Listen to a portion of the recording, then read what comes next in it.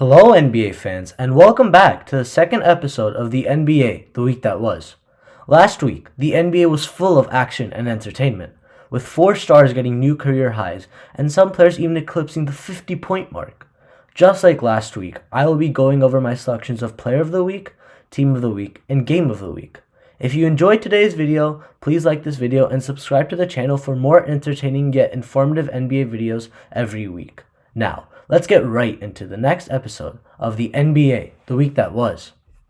This week, my player of the week is a 20-year-old Slovenian superstar who, in my opinion, could be the face of the league for years to come. Luka Doncic, the small forward of the Dallas Mavericks, had some outstanding performances, which warranted his selection as the player of the week. Being a Hawks fan, it hurts to know that Luka could have been playing this way in a Hawks jersey, but I still have to admire the skills of this young European superstar. This week, Luka averaged 29.5 points, 12 rebounds, and 10 assists a game, while leading the Mavericks to a 3-1 record for the week. On Friday night against the Knicks, his 38 points were a career high for him. Ironically, that was their only loss of the week. Luka's unreal production at a mere age of 20 is a product of two things: his skills and his mind. Luka will never be the most athletic player on the floor, but the way he can shred opposing defenses with his LeBron-esque passing vision and his consistent jump shot typically makes him the best player on the floor. However, I find Luka's ability to play with flair while making mature decisions at such a young age is what really defines him as a superstar. You can always count on Luka to make the right choice with the ball in his hands. I believe his maturity comes from the experience of playing European professional basketball since the age of 15. Playing against grown men as a 15-year-old, while kids in America are playing with sophomores in high school, can toughen kids like Luka up and get them ready for the challenge in the NBA. So far, Luka is looking like the next transcendent star of the league, and I hope he continues to get better and better. The Los Angeles Lakers went 3-0 and had some great team performances and earned themselves my team of the week. The Lakers beat two great teams in the Spurs and the Heat and completed a 20-point comeback against the Bulls. Coming into this season, I had great expectations for the Lakers. After acquiring a top 5 player in Anthony Davis, as well as some key role players and veterans such as Danny Green and Dwight Howard, I expected the Lakers to be an absolute unit on offense while holding their own on the defensive end.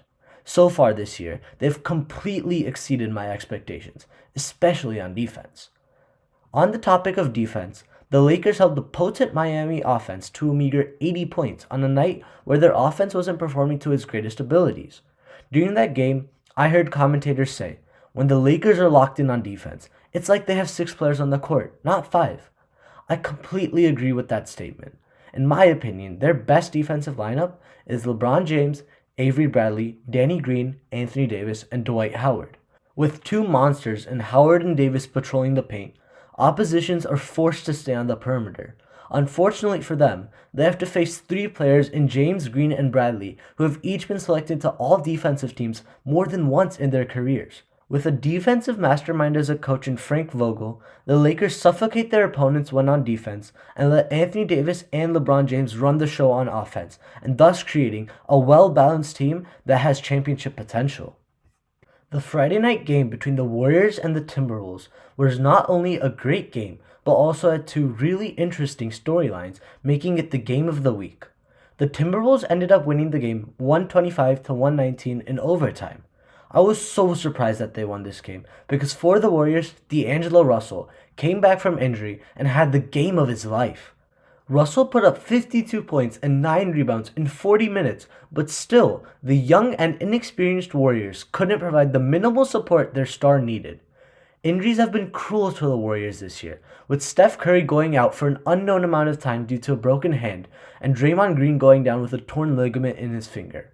However, there is no excuse for losing a basketball game against a mediocre team when one of your teammates has scored 52 points. Despite the Warriors' below-average play, credit should be given where credit is due, and Andrew Wiggins put the Timberwolves on his back and led them to the overtime win. Wiggins, the first pick of the 2014 draft, has been working really hard this year to remove the bust label from his name. On Friday, Wiggins had 40 points, 5 rebounds, and 7 assists, and hit the game-clinching 3 late in overtime for the Timberwolves. This year, Wiggins has been playing with the confidence and energy that had defined him throughout high school and college. He has been using his physical gifts to the greatest extent by driving to the rim and finishing strongly instead of settling for low-quality mid-range jump shots that had become a big part of his game in the NBA. If Wiggins can continue to ball like he is alongside Karl Anthony Towns, the Timberwolves will need to consider bringing in a third star and becoming a true championship team for years to come. And with that, we wrap up the second episode of the NBA, the week that was. I hope you learned more about the 2019-2020 NBA season with this video. Please subscribe and like this video if you want to continue listening to great content about the NBA week in and week out. I'll catch you guys on the next episode of the NBA, the week that was. Later.